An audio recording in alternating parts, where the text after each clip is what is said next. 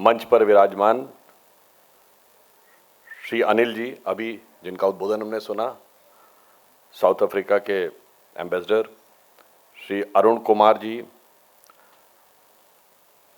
Suriname ambassador, Keshav Tiwari ji, professor Sanjeev Tiwari ji, यहाँ के प्रधानाचार्य, स्वस्ति बोले जी, चेयरपर्सन गिरमिटिया फाउंडेशन, और भारतीय जनता पार्टी में मेरे साथी भाई धनंजय गिरी जी, जिनके विशेष आग्रह की वजह से मुझे यहाँ आना पड़ा, जबकि आज हम लोगों का एक बड़ा विशेष प्रोग्राम था, और इस सभागार में उपस्थित सभी बहनों भाइयों और छात्र छात्राओं, आज हम सब गिरमिटिया फाउंडेशन के इस कार्यक्रम में उपस्थित हैं, अर्थात एक ऐसे समुदाय के, एक ऐसी कम्युनिटी के प्रोग्राम में मुझे लगता है शायद दुनिया में कोई दूसरा ऐसा समुदाय नहीं होगा जिसने भिन्न भिन्न देशों के इतने हेड ऑफ द स्टेट्स दिए होंगे जितना गिरमिटिया कम्युनिटी ने दिए, and that too spanning from different parts of the world, from Fiji in the east to Mauritius and to Trinidad in the west. मेरे विचार से कोई भी ऐसा समुदाय नहीं होगा जिसने विश्व के भिन्न भिन्न क्षेत्रों में इस प्रकार का नेतृत्व दिया हो। और अभी जो एम्बेसडर साहब भी कह रहे थे, उसमें इंपॉर्टेंट बात क्या है, they have rose to the stature to becoming the head of the government, not by usurping power, not by dominating there, but by cohesion and a positive constructive contribution to the respective countries. ये अपने आप में और भी महत्वपूर्ण बात है। दूसरा, आप ये भी देखिए कि आज जब हम ये कार्यक्रम कर रहे हैं तो कितना सुखद संयोग है।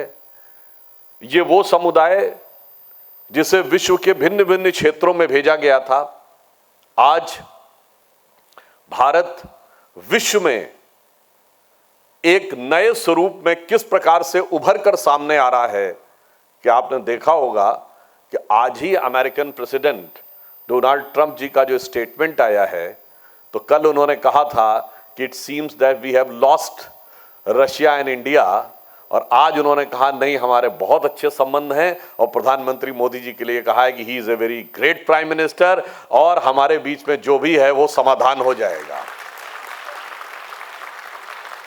ये दर्शाता है कि आज भारत प्रधानमंत्री श्री नरेंद्र मोदी जी के नेतृत्व में उस मुकाम पे आके खड़ा है कि हम ब्रिक्स के भी मेंबर हैं और क्वाड के भी मेंबर हैं।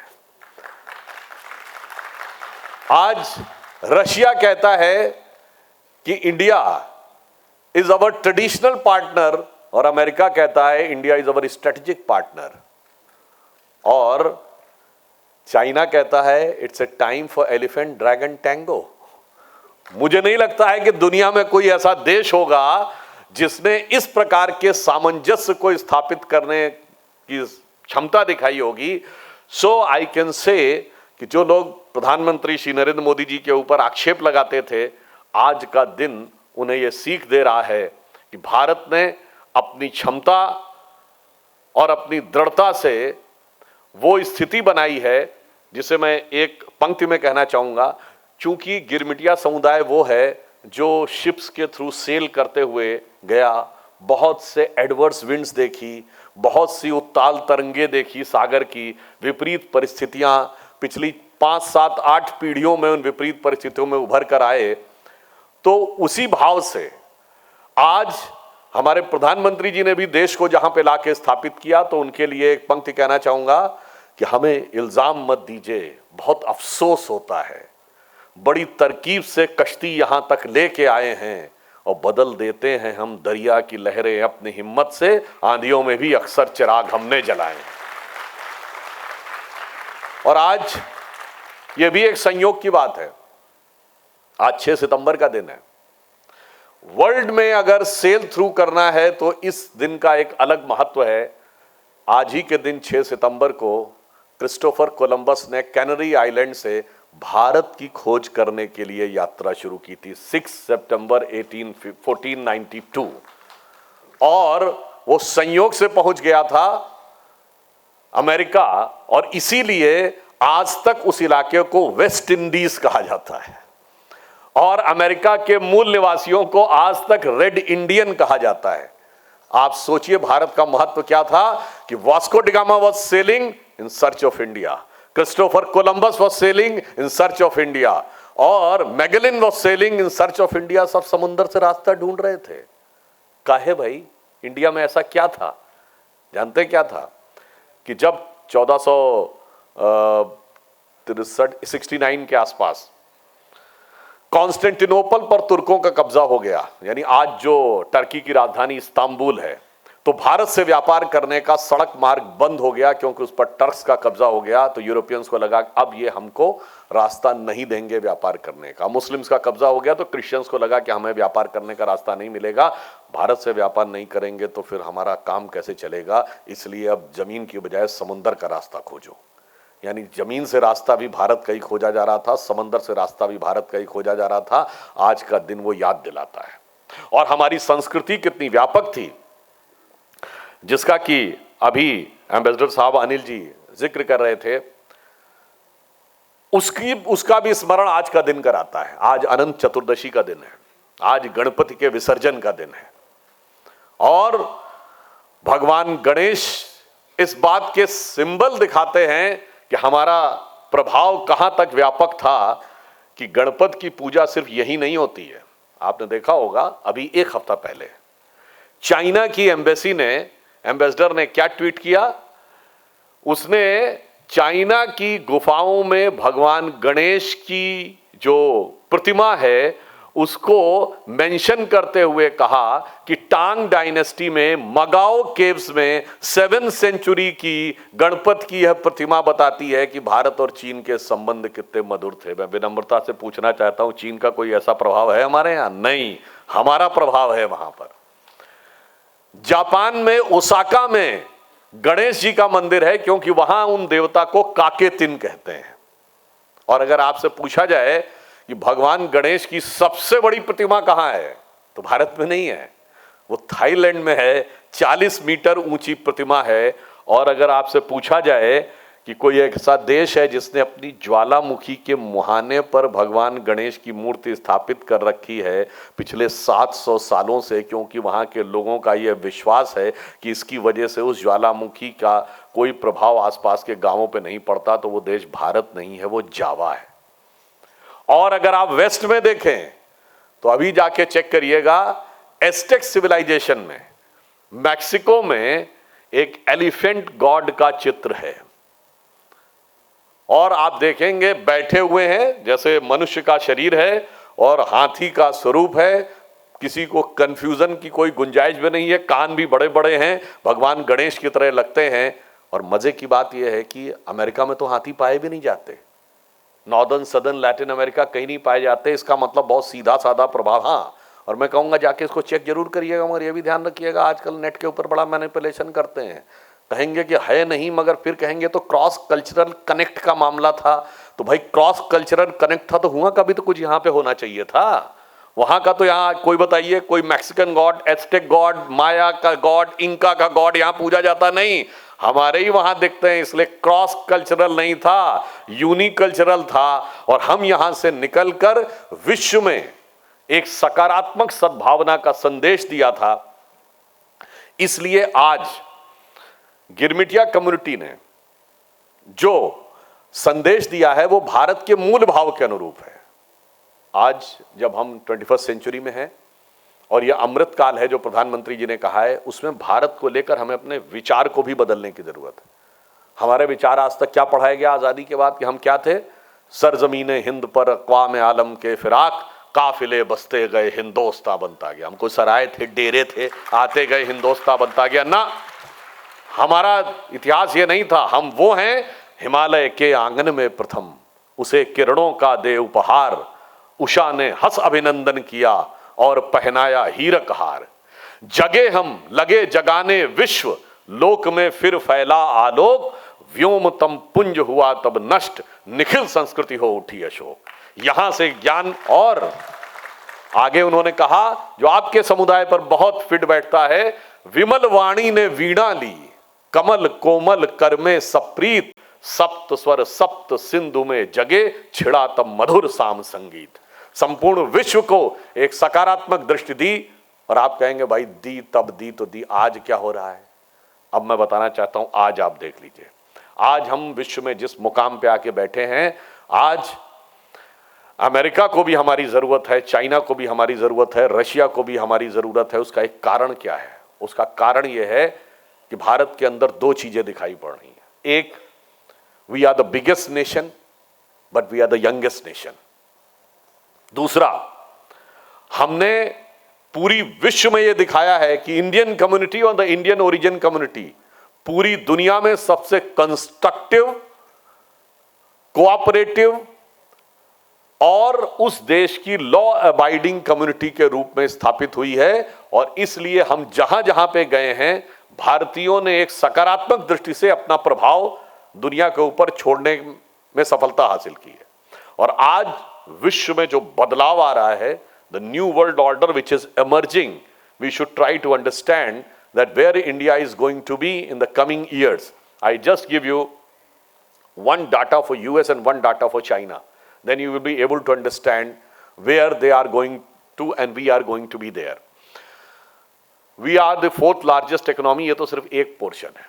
उससे बड़ी बात यह है कि अमेरिका को अगर आप देखें तो अमेरिका में एक बहुत सिग्निफिकेंट सोशल सिक्योरिटी सिस्टम है। सोशल सिक्योरिटी सिस्टम क्या है कि साहब, अब ये एक प्रकार का अल्ट्रा इंडिविजुअलिज्म है कि माँ बाप, बेटा बेटी, भाई बहन, कोई एक दूसरे की जिम्मेदारी मत, सरकार बियर करेगी। जितना लड़ाई लड़नी हो लड़ो, इंडिविजुअल रहो, और उसके बाद सरकार तुमको सोशल सिक्योरिटी देगी। 2024 became the first year in which the social security dependent population has become 50%. Now there is a challenge in future because the overall population is aging. So in the coming decades, the dependent population on social security will not rise linearly, it will rise exponentially. So by one estimate, after 20-25 years, America's social security liability will be around $60 to $62 trillion, which is twice the GDP of America today. This is becoming a very serious challenge in the years to come. Another problem with them is, you know what is the population of US? It is 33 crores. And you know what is the number of guns in US? 39 crores. 120% guns. So this ultra Indo जाओ, mobile की तरह gun खरीद लो, car की तरह gun खरीद लो। मैं तो वहां पे तो ये ना अल्ट्रा इंडिविजुअलिज्म है, मैं चाहे ये करूं, मैं चाहे वो करूं, मेरी मर्जी। तो सबको लगता वही बहुत बढ़िया है, मगर आप सोचिए अगर वो मर्जी खतरे की घंटी दिखा रही है, क्यों जाके गोलियां चलनी शुरू हो रही हैं? कॉलेजों में, यूनिवर्सिटीज में सब कुछ तो है तुम्हारे पास। बजाय वहां पर इस प्रवृत्ति को रोकने के, आज चुनौती ये हो रही है, वो कहा जा रहा, बच्चों को सिखाया जा रहा है कि अगर कॉलेज में गन फायर होने लगे तो बचना कैसे है अगर शूटिंग शुरू हो जाए। ये दर्शाता है कि वो एक बहुत बड़े चैलेंज पे हैं। और वो चैलेंज क्या है? वो एक पुराना फिल्मी डायलॉग था ना 70 के दशक की फिल्म का, मेरे पास गाड़ी है, बंगला है, बैंक बैलेंस है, सब कुछ है, क्या नहीं है? मां नहीं है। मां क्यों नहीं है? वहां हाफ मदर है, हाफ फादर है, हाफ सिस्टर है, हाफ ब्रदर है। तो पूरा का पूरा ना मां का प्रेम मिल रहा है, ना पिता का प्रेम मिल रहा है, ना भाई का प्रेम मिल रहा है, ना बहन का प्रेम मिल रहा है। इसीलिए रुपया, पैसा, गाड़ी, बैंक बैलेंस होने के बाद भी ड्रग्स भी ले रहे हैं और गोली भी चला रहे हैं। Now look at the China. There are 2 statistics for China. Number 1, China कहता है कि 1978 में they have implemented the one child policy, and with the authoritarian regime they have successfully implemented the one child policy, and they have changed their policy in 2016 to 2 child policy. Still there was no increase in population, so they changed their policy in 2022 to 3 child policy. Still वहां बच्चे नहीं पैदा हो रहे हैं। and the latest एक data ये भी है कि 2000 में 56 लाख प्राइमरी स्कूल्स थे, अब कुछ जगहों पर केवल 14 लाख प्राइमरी स्कूल्स रह गए हैं। अब एक क्वेश्चन उठता है just by logic, if in 1978 they implemented the one child policy and that too successfully authoritatively implemented the policy, तो लॉजिकली ये कहता है कि अगर वन चाइल्ड पॉलिसी आपने अडॉप्ट कर ली तो विद इन 20 ईयर्स आपकी पॉपुलेशन स्टैग्नेशन पे आ जानी चाहिए, नेक्स्ट 20 ईयर्स नीचे। तो फिर पिछले 45 साल में चाइना की पॉपुलेशन 11% की रफ्तार से कैसे बढ़ रही थी? जैसे इंडिया की पॉपुलेशन बढ़ रही थी वैसे उनकी बढ़ रही थी। तो या तो वो झूठ है या ये झूठ है। दोनों चीजें एक साथ सच नहीं हो सकती। Either the claim of implementation of one child policy is not true or the population is not true. So there is a theory that the data of Chinese population may be highly exaggerated. It may not be even 100 crores, though it is said it is 140 crores. And second challenge which is coming is, in Chinese economy, the biggest contributor was real estate. 30% contribution goes from the real estate. And last year, the biggest real estate company Evergrande filed bankruptcy. And despite the real estate bubble has bursted, you have heard about कि कितने ghost towns हैं जहां पर लोग रह नहीं रहे हैं। यूनान प्रोविंस में डायनामाइट लगा के गिराने पड़े। 26 रेलवे स्टेशन ऐसे हैं जो बहुत शानदार बने जहां एक भी ट्रेन नहीं जाती है। Still GDP is growing by 4.5%. तो कुछ तो है जो इन दोनों देशों में आने वाले समय में ये दिखाने वाला है कि उनके लिए एक ना एक चैलेंजिंग सिचुएशन दिख रही है। I am just putting the data in abstract form. मैं कोई एलिगेशन नहीं लगा रहा हूं। Anybody can analyse and use it's wisdom कि क्या होने वाला। दूसरी तरफ भारत में देखिए क्या होने वाला है। भारत में बहुत साफ दिखाई पड़ रहा है कि अगर अमेरिका यूरोप के ऊपर कहेगा नेटो कंट्रीज से कि अपना 5% बढ़ाओ डिफेंस एक्सपेंडिचर, तो वो कैसे यूज करेंगे। अगर डिफेंस प्रोडक्शन वो बढ़ाएंगे और वो अपने यहाँ मैन्युफैक्चरिंग करेंगे तो the cost is very high. अगर वो टैरिफ से बचने के लिए अमेरिका में शिफ्ट करेंगे the cost is more difficult. और यूरोप में तो डेमोग्राफिक चैलेंज बहुत बड़ा है।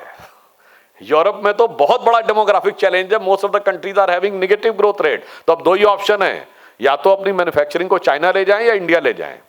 Eight present the level of mistrust which European Union is having with China, there is less likelihood, तो मोर लाइक्लीहुड इज कि they will shift their manufacturing of the defence producers to India because they are having high grade defence material, good technology, good logistic, good finance, but no man power. और ये बात मैं सिर्फ theory में नहीं कह रहा हूं। You have seen the last month the Dassault aviation, जो रफाल बनाने वाली कंपनी है, उसने रफाल का फ्यूजलाज बनाने का कॉन्ट्रैक्ट टाटा डिफेंस को दिया है कि भारत में निर्माण हो। यानी ये शुरुआत हो चुकी है कि न्यू वर्ल्ड ऑर्डर में कौन कहां किस पोजीशन में जाकर स्थापित होने जा रहा है। और लास्ट में मैं ये कहना चाहूंगा, इकोनॉमी की ग्रोथ तो एक जगह है। हमारी लास्ट क्वार्टर की इकोनॉमिक ग्रोथ क्या है? 7.8%। रेट ऑफ इन्फ्लेशन क्या है? 1.5%। पूरे भारत के हम फास्टेस्ट ग्रोइंग इकोनॉमी है वर्ल्ड में, तो अलग छोड़िए। आज तक कभी ऐसा नहीं हुआ कि ग्रोथ रेट ऑफ इन्फ्लेशन की 5 टाइम्स, और वो भी तब जबकि टैरिफ सब लगा हुआ है। इसके बाद भारत का जो युवा वर्ग है, भारत की जो जनता है और भारत की जो प्राचीन जीवनी शक्ति है, जिसकी वजह से we are not just the biggest nation, we are not just the youngest nation, we are the oldest living civilisation of the ancient world. वो एक नए स्वरूप में उभर कर सामने आ रही है। और जिसका अभी उल्लेख किया गया कि श्री अरविंदो ने कहा था, तो मैं एक और बात बताऊं, 19वीं सेंचुरी के थर्ड क्वार्टर में जब गिरिमिटिया कम्युनिटी को ले जाना शुरू किया गया, और 19वीं सेंचुरी के सेकेंड क्वार्टर से फिर थर्ड क्वार्टर में वो चीज और आगे आई, उसी दौर के लिए श्री अरविंदो ने एक घोषणा की थी। वो दौर भारत का सबसे बुरा दौर था। उन्होंने कहा था, India is passing through a great transition of 175 years, in which from its lowest point after completion of 175 years, India will start rising towards its peak. और वो 175 years का उन्होंने बिगिनिंग माना था from the birth of Shri Ramakrishna Paramhansa. Shri Ramakrishna Paramhansa was born in 1836 and 175 completed in 2011. अब 2012 के बाद कुछ तो दिखा है ना, भारत में बदलाव का एक दौर दिखा है ना। तो अगर हमारे संत महात्माओं ने कुछ देख कर कहा था, तो वो बदलाव आज हमें स्पष्ट रूप से दिखाई भी पड़ रहा है। तो सबसे इंपॉर्टेंट बात यह है, और वो बदलाव कैसा सकारात्मक दिख रहा है। आज हम 4th बिगेस्ट इकोनॉमी हैं, 3rd बिगेस्ट ऑटोमोबाइल मैन्युफैक्चरर हैं, 4th बिगेस्ट स्टॉक एक्सचेंज है, मोबाइल मैन्युफैक्चरिंग में we are the 2nd biggest mobile manufacturer. और वो कंट्री जिसके बारे में कहा जाता था दे आर लेस लिटरेट, इनके पास तो बहुत कुछ समझ नहीं है, ये टेक्स हैवी नहीं है, we are the number 1 in digital transactions. और सिर्फ नंबर 1 नहीं है, we contribute 48% of the global transaction, which is if you put America and China together उससे ज्यादा है। और बदलाव इतना बड़ा आया है कि आपने देखा होगा जापान के प्राइम मिनिस्टर आए थे तो उन्होंने खान मार्केट में डिजिटल ट्रांजैक्शन से किया और उन्होंने कहा अब हमें इसको सीखना पड़ेगा। एक दौर था ऑक्सफोर्ड में लोग सीखने जाते थे, लास्ट ईयर ऑक्सफोर्ड ने बाकायदा स्टडी की है, रिसर्च करना शुरू किया है कि मोदी जी के नेतृत्व में डिजिटल ट्रांसफॉर्मेशन कैसा हुआ है। और अब ट्रांसफॉर्मेशन ये है कि हम डिजिटल में नंबर 1 के देश हैं, वो तो अपनी जगह है ही, और चांद के अछूते कोने साउथ पोल तक पहुंचने वाले भी दुनिया के पहले देश हो गए हैं। तो इसलिए हम ये कह सकते हैं, और इसके साथ साथ दुनिया को सबसे सकारात्मक संदेश देने वाले भी देश हैं। हम इकलौते देश हैं जिसने जब योगा डे स्टार्ट किया तो 177 countries have not become supporter, they become the को स्पॉन्सरर। यूएन की हिस्ट्री में it is the only resolution in which 177 countries were the को स्पॉन्सरर, इंक्लूडिंग 40 मुस्लिम कंट्रीज। 40 मुस्लिम देशों ने भी समर्थन किया था। और यह क्या दिखाता है, उन 177 देशों में जो व्यक्ति योग करता होगा और उसके शरीर और मानसिक शांति जब मिलती होगी, this is a positive subtle fine influence of India which everybody can feel sitting in any part of the world. यह है विश्व मित्र और विश्व गुरु का प्रभाव। तो lastly I would like to say, जैसा एम्बेसडर साहब has said, the rise of India is eminent. प्रधानमंत्री जी ने कहा ना, यही समय है, सही समय है, भारत का अनमोल समय है। और जो युवा वर्ग है वही जब हमारा अमृतकाल समाप्त होगा तो वो महत्वपूर्ण स्थितियों में होगा। But rise of India is eminent, but India is all set to rise, not to dominate the world but to motivate the world, because we are the only country which never went for invasion. We are the only society which doesn't believe in conversion. हमने कभी नहीं कहा कि इसको convert कर लो, उसको convert कर लो, इसलिए कभी हमने नहीं कहा तलवार के दम पर जाकर हम दुनिया में तलवार की नोक पर इसको जीत लेंगे, उसको जीत लेंगे। हमने जीता है तो औरों ने जीते देश, तो क्या हमने तो दिलों को जीता है। जहां राम अभी तक है नर में, नारी में अभी तक सीता है, ये पुरानी फिल्म का गीत था।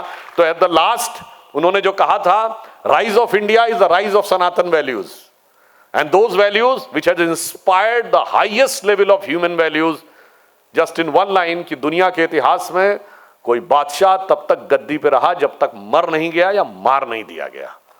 सिर्फ हमारे यहां ऐसी स्थितियां आई, वहां भाई भाई को मार के गद्दी पे बैठा, बेटा बाप को मार के गद्दी पे बैठा। यहां भरत ने खड़ाऊ रख के शासन किया और दशरथ के कहने के ऊपर राम वो छोड़ के चले गए। तो लास्ट में मैं अटल बिहारी वाजपेयी जी की कविता की इस पंक्ति से समाप्त करता हूं। उनका भी शताब्दी वर्ष है, जो उनकी बड़ी प्रसिद्ध कविता थी, हिंदू तनमन हिंदू जीवन रग रग हिंदू मेरा परिचय। तो इंडिया की नॉलेज, सोसाइटी, कल्चर, जिसके आप फ्लैग बेरर बन के ऑल ओवर द वर्ल्ड हैं और इसमें किसी देश के साथ कोई कॉन्फ्लिक्ट नहीं है, उसे मैं लास्ट में कहना चाहूंगा कि मैं अखिल विश्व का गुरु महान, देता विद्या का अमरदान, मैंने दिखलाया मुक्ति मार्ग, मैंने सिखलाया ब्रह्म ज्ञान। मेरे वेदों का ज्ञान अमर, मेरे वेदों की ज्योति प्रखर, मानव के मन का अंधकार क्या कभी सामने सका ठहर। मेरे स्वर नभ में गहर गहर, सागर के जल में छहर छहर, इस कोने से उस कोने तक कर सकते जगती सौरभ में।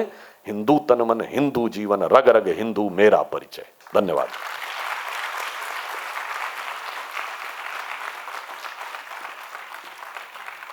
अगर आप ये वीडियो YouTube पर देख रहे हैं तो हमारे चैनल को सब्सक्राइब करें और बेल आइकन को दबाना ना भूलें। अगर आप Facebook पर ये वीडियो देख रहे हैं तो हमारे पेज को लाइक करें।